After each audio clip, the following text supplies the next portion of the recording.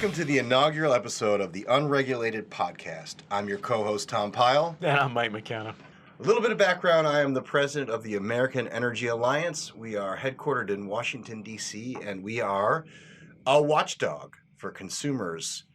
We advocate for affordable and reliable energy, and we analyze policies and make sure that our politicians are not pushing policies that harm consumers. Let me get right into it. Last Thursday, EPA Administrator Andrew Wheeler and Transportation Secretary Elaine Chao formally announced that the Trump administration is planning to revoke California's waiver for tailpipe greenhouse gas emissions. I'd like to read an article from the New York Times dated last week. Just a quick excerpt. The Trump administration is expected on Wednesday to formally revoke California's waiver authority to set auto emissions rules that are stricter than federal standards, taking a major step forward in its wide-ranging attack on government efforts to fight climate change. Now, I'm not picking on the reporter here, in this case, Coral Davenport in particular, because this is a trend that I have seen across the board with the coverage of this issue. The assumption that the media is making is that the Trump administration is seeking to take away California's authority to set stricter tailpipe emissions in the general sense. And the reason this is important is because that is, in fact, not what the Trump administration is doing. The Trump administration is merely revoking one waiver. The state of California has submitted over the past 20 years or so hundreds of waivers, or at least more than 100 waivers, and have been all granted. The reason that this one was revoked was because it was a specific request to regulate greenhouse gases, i.e. CO2, out of the tailpipe, which, according to the Trump administration and the Bush administration prior to the Obama administration, did not meet the requirements under federal law. So I just wanted to bring that up because I have actually made it part of my mission in the last few weeks to tag every tweet from a reporter who misleads the public about this very issue. Mike, do you want to talk a little bit about this issue overall and what we expect? Yeah, I mean, bottom line is the real question here is it's one national standard. Someone has to establish it. It makes sense for the federal government to do it rather than the state of California. I didn't vote for anybody in the state of California, and 275 million of my fellow citizens didn't vote for anybody in the state of California either. So California shouldn't have an ability to tell me what to do. And the next step is California is going to throw up a bunch of arguments about how this is about states' rights or federalism or all that other stuff. It's not. It's really about California imposing its will on everybody else. The second part of it that's probably the most important, like always, is the money part of it, right? Right now, everybody in the country pays for California's standard, right? It's now cheaper for California to virtue signal because they set a standard and everybody winds up having to meet it, which makes it easier for California to meet their own problems, to solve their own problems. So, with the waiver, that's going to end now. The Californians want to have a more aggressive policy towards fleet efficiency. They're going to have to pay for it on their own. And that's what they really object to, that they can't shift the costs off to everybody else. So there's been a lot of back and forth on this. The Trump administration announced very early on that they had intended to do this. They issued some draft rules well over a year ago, right, at this point. And we have been hearing this back and forth between California and the administration, and it's basically a political football in that the Californians claim that they're attempting to try to reach a deal with the Trump administration. We all know that there will never be an instance where now Governor Newsom, then Governor Brown, and the Attorney General Javier Becerra are going to stand on a podium with Donald Trump and sing Kumbaya over a climate issue. Yeah, the interesting thing about that, right, was Mary Nichols admitted, essentially in congressional testimony, 6 months ago or 4 months ago, whatever it was, that she had never gotten authorization from anybody above her in the state government to negotiate with EPA. So all this talk about, California's earnest and in good faith negotiating, blah, blah, blah, total fiction. California's never going to negotiate it.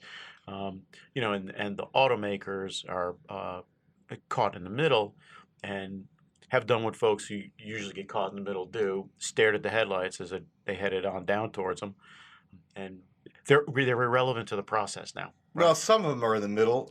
Some of them actually chose a side recently and reached a quote unquote voluntary agreement with the state of California, which of course has no I was going to say force it's of law of anything. yeah, that's vaporware, right? It's propaganda. It's not anything. There's no, like you said, there's no enforcement mechanism. There's no force of law on it. So if you don't have an enforcement mechanism, you don't have a law. It doesn't get any simpler than that, right? Doesn't matter what it is. Yeah, my argument was that was an attempt to try to bully or to pressure the Trump administration to reach some kind of a deal or extend this out further. Look, my experience has been, I'm very close to this. This is a really important issue for consumers. Really, the result of this and the second part, which is what are the mile per gallon mandates that will ultimately be set, will determine whether or not millions of Americans can afford a new car. And so, yes, I'm pretty passionate about this. The Trump administration was never, in my view, ever rattled by any of the California rhetoric, any of the rhetoric from the autos. My sense on this is that the administration and President Trump have been square on the side of consumers from day one on this issue. Yeah, I think there's some of that. I mean, I agree, right? The president certainly's been right. Some of the staff folks get a little confused about who they're working for from time to time, right? They keep bringing the automakers in like they're important to the process, and in a way, they're not. This is about consumers. It's about workers. It's about cars costing $3,000 more on average than they should. It's about who subsidizes who, right? We shouldn't be subsidizing rich people in California, and that's that, right? Like in a lot of cases, like I said, the president gets all of this, and staff does, but it always gets a little shaky sometimes. Yeah, and it's worth reminding people why we're in this mess in the first place. The reason we're in this mess in the first place is because the Obama administration issued a rule to create a mile per gallon mandate that is absolutely unworkable, and they promised the automakers a quote unquote mid-course review of that 54 mile per gallon fleet-wide average. They were supposed to have that review in January of 2017. Well, the Obama administration did not like the results of the last election. They didn't get theirs in their candidate in office. And so what did they do? They rushed the review before President Trump took office and said, you know what? There's absolutely no issue here. The autos can meet this mandate. We're all good. Also, California continues to get to run this program. That is what triggered this whole thing. And the second thing I want to say, and this is the part that irritates me, is the way that this issue is being covered by the media at large. They're giving the impression that this is Donald Trump taking away California's ability to set its own rules. They're making these ridiculous states' rights arguments. They're trying to confuse or to try to get Republicans to say, oh, well, yeah, this is kind of a violation of states' rights, but it's a special circumstance. No, it is absolutely not. It is not federalism when one state, in fact, one unelected bureaucrat in Sacramento, gets to determine national environmental policy. Yeah, I mean, I'm amazed that the media is inaccurate and perhaps intentionally so. That almost never happens, especially in our line of work. Yeah. What do you got? To my mind, the most interesting thing that happened in the last week has been these two things, right? On the streets of Washington, there were a bunch of climate protests, two of which were especially interesting, right? One was an actual dumpster was lit on fire at the corner of 18th and Massachusetts, which I thought, I'm not sure what that's emblematic of. Whether it's the dumpster fire is climate activist, put that in quotes, community. The other was a guy handcuffed himself to a boat outside the White House, and I thought two things about that. Right, I'm like, okay, first off, that's the most creative thing I may have ever run across in protest politics. I mean, usually people handcuff themselves to gates or fences or whatever. Handcuffing yourself to a boat, that's awesome. And then thing number two is I thought, the Metropolitan Police Department should probably just tow the boat out to the Potomac River and put it in the water. See how anxious the guy was to remain handcuffed to it as it went into the water. So that was one, and then the second thing was this climate summit in New York, right? The thread that ties them both together is neither accomplished anything. Yeah, actually, I drove a week. I gave the staff the option to come in. I literally got all the way up to 16th under the tunnel, and maybe I idled for an extra 4 or 5 minutes, which is also ironic because what the climate protest actually did was cause people like me to idle a little bit longer in their cars, which of course theoretically isn't good for the planet. So not sure what they accomplished there. In fact, the day after the summit, the protest, I should say, it took me longer to get in. So mild inconvenience in some cases, a lot of idle cars, and not really winning any fans or converts over to their side. Right. Protest politics have a lot of limits, and we saw them all. And like I said, the climate summit has been a great big giant dud, right? It was supposed to be a big thing, and everybody was going to talk about it, and everyone's going to commit to targets that were twice as aggressive as Paris. And Greta Thunberg was going to show up and tell us all what terrible people we were, which she did, by the way. But at the end of the day, nobody paid any attention to it. The Ukrainian thing just blew all that off the front pages. There's not going to be any more agreement.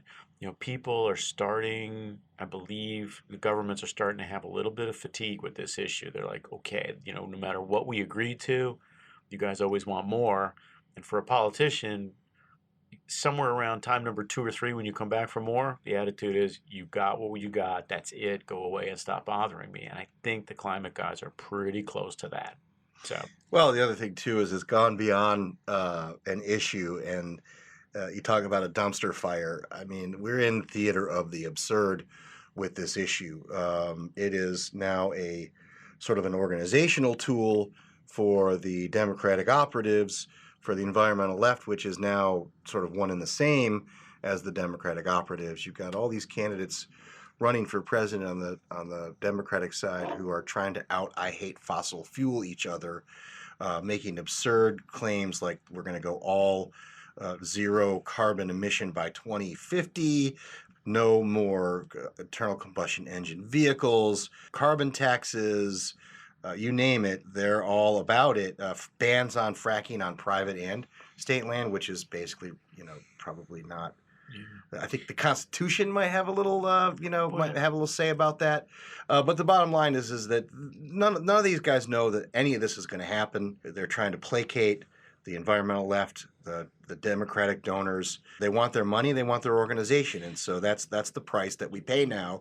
Is this absurd policy proclamation from the Democratic Party? Well, it's a little worse than that, right? Because what the Democratic candidates have managed to do on this issue and other issues, but this issue actually has a number attached to it, right? They managed to bid themselves up, each one saying, hey, my plan's going to cost $1 trillion, my plan's going to cost $3 trillion, and that's the way they construct the argument, right? In a general election, unless their opponent, unless the president is completely hopeless, it's going to be very easy to say, these guys think we should increase your energy costs or your taxes by $10 trillion or $3 trillion or $4 trillion. It's going to be impossible for whoever the Democratic nominee is to run away from the number they've given us, right? And what the odd thing here is, I've never run across a campaign where people had a contest to see who was going to increase energy costs more. And that's essentially what we've been talking about. So, to my mind, the protesters and the Democratic candidates for the Democratic nomination are the same. They're fighting to see how difficult they can make life for average Americans, and average Americans are going to punish them at some point, if not at the polls, then some point after that. The interesting thing is, if making energy was so expensive, making energy more expensive was a winter political issue, the United States House of Representatives, controlled by the Democrats, would have already had constructed a bunch of carbon tax votes. They've had control for 9 months. We've had no votes. Yeah, the same argument can be made for back in the day when Harry Reid was in charge of the Senate. The Democrats had a supermajority.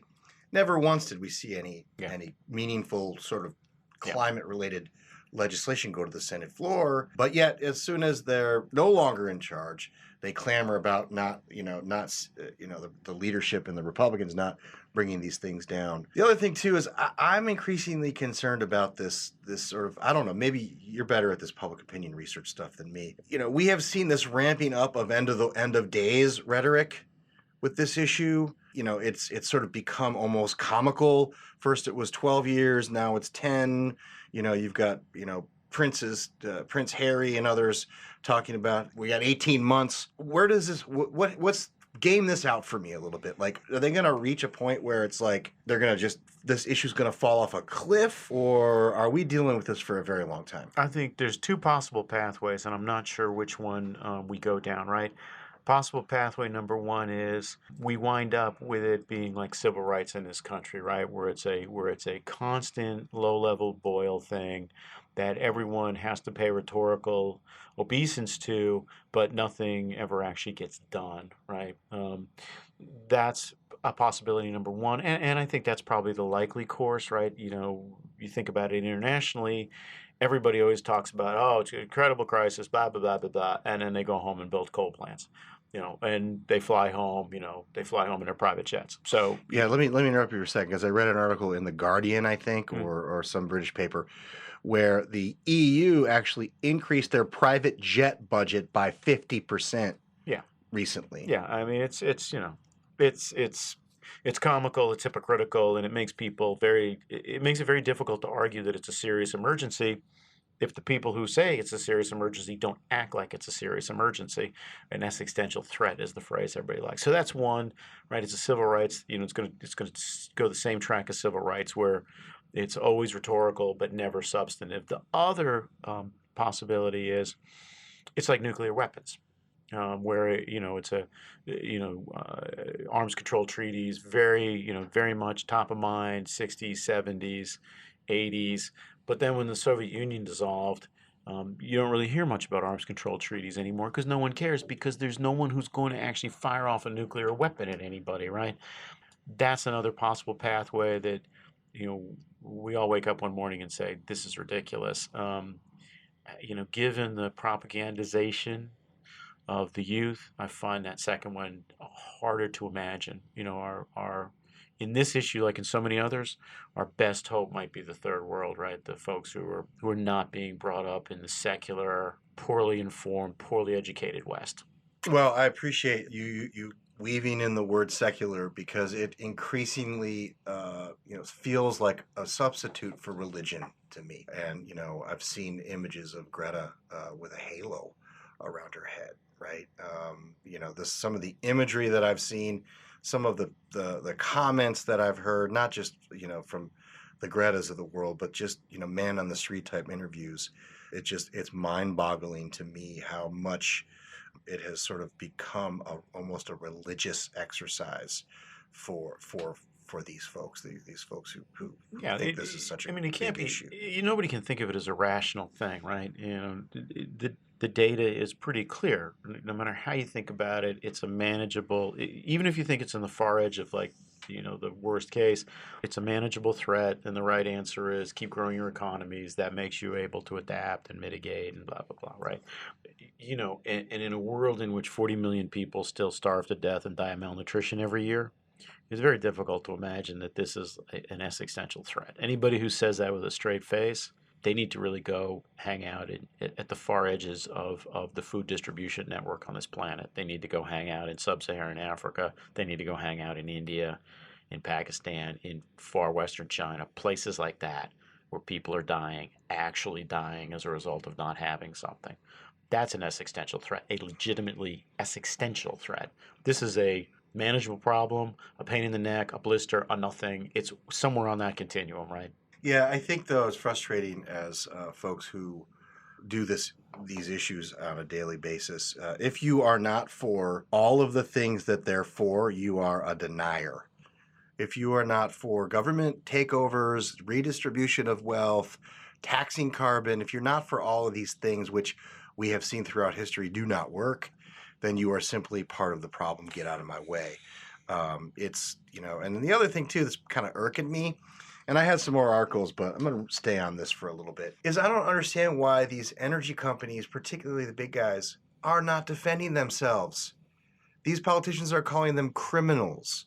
They're running around saying that they're like tobacco companies who are basically misleading the public about the evil that they cause in the world, and I don't see any pushback. Well, I mean, the one thing we learned, the tobacco things are instructive. The one thing we've learned from this is, from the tobacco thing, and we're learning it here, is American corporations, global corporations, are uniquely poorly suited to defend what they do. Anybody pushes back on it, whatever it is, doesn't matter. Make steel, make cement, make electricity, make gasoline, make tobacco, make cigarettes, right? It doesn't matter. They're incapable, unwilling, incapable of pushing back on it. And I think it's because, for the most part, corporate managers are not hired because they're smart at PR. They're not hired because they believe in the mission of the company. They're hired because they're managers, because they're good at finance, or they're good at operations, or they're good at this, they're good at that. But none of them are hired because they're committed to the cause of whatever the company is, right? The difference between those guys and startups, when somebody in charge of a startup actually cares about it. It's their blood, it's their sweat, it's their bones. Yeah. But, In this case, the equivalent of a startup are sort of the independent energy absolutely. companies who are starting to Yeah. kind of, they've kind of had it, I've sensed. They just don't have the kind of resources that these other companies have for their big advertising budgets and whatnot. It just irks me that they're being called criminals. These products, look, 30 years ago, 80% of our energy came from 3 sources. Today, 80% of our energy comes from 3 sources. Every predictor and predictions are only worth, the piece of paper they're written on. But every major sort of forecasting, entity, whether government or private, all say that the same 3 resources, coal, oil, and natural gas, are going to power this Earth 30 years from now. We're looking at margins here of change on renewables, on EVs, and these kind of things. The inevitability is that we need to do more, be more efficient with the resources that work. And that will get to what you were saying earlier about, adapting and adjusting to whatever changes are taking place. Yeah, I mean, two things, right? And I'll roll to a different story right at the second thing. First, it's very difficult for companies to even just say, hey, energy is a good thing. Affordable energy is a good thing, right? It makes everyone's life better. Affordable and reliable energy makes all kinds of parts of your life better, including making, the possibility that you're going to live, higher, right? You refrigerate medicines, you had air conditioning in the summer, you got heat in the winter, all the things that used to actually kill people. We ameliorate it. You can't even get executives to say something as simple as that. They will not even do the minimum for the most part. That's thing one. Thing two is, and Detroit Edison, I think, was the latest company, but you've had a couple of companies and a string of states say, hey, we're going to set a goal of zero emissions, net zero emissions, carbon emissions by 2050, right? And, the companies love that idea because not only is it beyond everyone's working life who's currently in the C-suites, it's beyond their life. It's 2020, you're a CEO, you're 58 years old, you're like, 2050, I'm going to be 88. What's left of me is going to be sitting in a nursing home thinking about, how great I was when I was 12 years old. So it's great timing, and the environmentalists have done a good job here because they know no one wants to vote to increase energy prices. They know that this research and development, this innovation thing is more or less a fantasy as far as reducing emissions, right? That you're going to have government-based innovation reducing emissions. That's not going to happen, right? So what they've done is they've set these long-dated goals, and what's going to happen is they're going to ratchet down on them over time because they know the companies, hey, as long as it's long-dated enough, companies don't care. And states aren't going to be held responsible, but it's going to be something they're going to litigate on over time and just, establish beachheads and start to crush everybody. And again, companies don't care. For governors, it's great because you get the press release. You don't actually do anything. Well, governors like King Cuomo in New York, can set these ambitious rules, they're not going to be around when the bill is due. They're not going to be accountable to the ratepayers. They're not going to be accountable to New Yorkers or Californians or Washingtonians. That is also a motivation for them to basically be creating policies that make energy more expensive, that do marginally better in terms of negative environmental impacts, and are completely not grounded in reality at all, quite honestly. And that leads me to one other issue, and then we got to wrap. Gas bans. We're seeing now 3 or 4 counties in California push out these residential natural gas bans. 3, 4 counties, okay, whatever, it's crazy California. 5, 6 counties, 7, 8 counties, 10 counties, all of a sudden, this is becoming a big issue. Another one where regular folks, low-income folks especially, get hammered. Natural gas is cheap, plentiful, affordable, reliable. Oh, by the way, I don't want to cook on a range top. No offense, but I prefer my natural gas stove. A lot of people who like to cook probably have the same opinion. There's 2 issues here. One is that the Greens and the left used to like natural gas until we started producing a ton of it here at home. 1. 2, now that they know that as far as the eye can see, natural gas is going to be cheap, plentiful, affordable, and reliable, they are resorting to flat-out coercion to achieve their goals. Yeah. And consumers are going to get the ones who are going to lose the discount from the production of these resources here at home. Yeah, I'm worried about it. I look at it and I think, okay, that's bad, because you think how many counties could do it in the United States? Probably 50, 60 counties, right? Without much pushback, because the only organized groups who care about it are, of course, the natural gas and the pipeline guys, and oddly enough, the restaurant community, right? They're going to, everywhere where restaurants are plentiful, they're going to push back on that. But what I really worry about is it's precedential. This is a test run. It's not really about natural gas. This is a test run for cars. Oh yeah, counties that are getting rid of natural gas hookups are going to be the same ones that try to ban cars in certain sections of cities. I guarantee you that is the next thing we're going to, is that you're going to have private vehicles banned from some chunk of cities, just like in Europe, right? It's what the left wants, and like you say, giving up on waiting. We're going to coercion now. Yeah, we'll save a discussion on electric cars for the next podcast, because we could do a whole one just on that issue alone. I'm going to switch gears now. In every episode, we are not just going to talk about energy and politics and policy, and I'm going to bring up the playoffs. The Yankees are poised now, won the division. We're going into the final few games of the season. Game this out for me, McKenna. Who's gonna what are the Yankees' chances? What are we working with? I think the Yankees win their first series against the Twins, probably in 4. I think the trickier question is who they get in the second series. I think it's probably going to be the Athletics are going to survive and play the Astros. I think the Athletics could beat the Astros in 5 games. I think if the Yankees play the Athletics win in 7. I think if the Yankees play the Astros, the Yankees win in 6. So I'm not exactly sure how it turns out. And then I'll tell you right now, whoever comes out of the American League is going to wipe out the National League. It's not going to be competitive. It'll be a 5-game series. I think the Dodgers are overrated. Yeah, I don't think that they've got what it takes to win a World Series. You never know. The Nationals are looking good. They got a good rotation.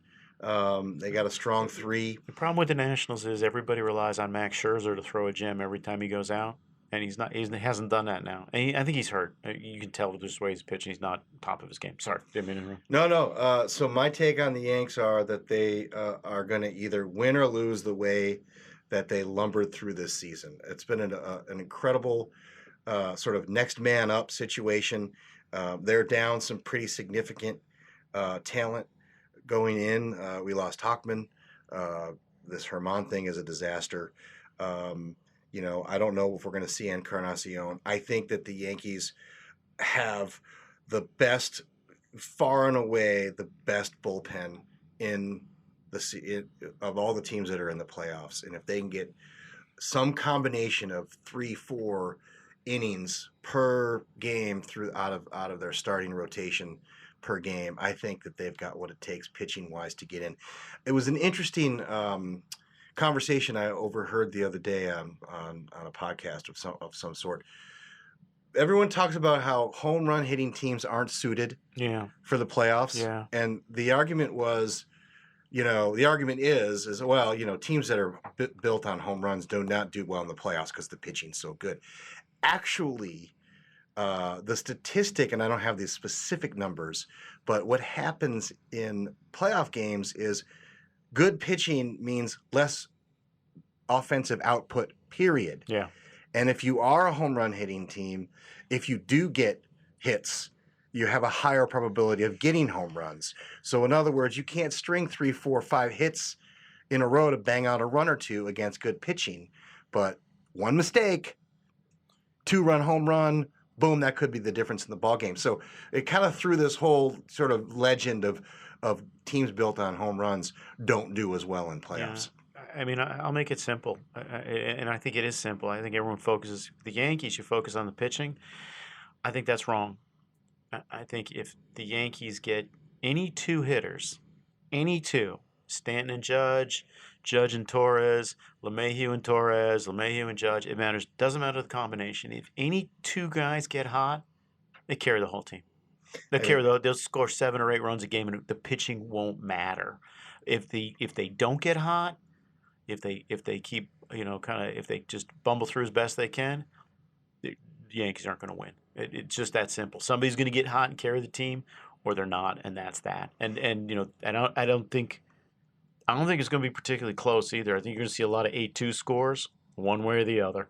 Well, that would be great. Well, the bottom line is Yanks are in this year, excited, a very interesting team to watch throughout the season, and more importantly, the Red Sox are eliminated. Well, that's it. The end of our inaugural podcast, the Unregulated podcast. Again, I'm your host, Tom Pyle. And I'm Mike McKenna, and we're just going to chill to the next episode. Peace out, everybody.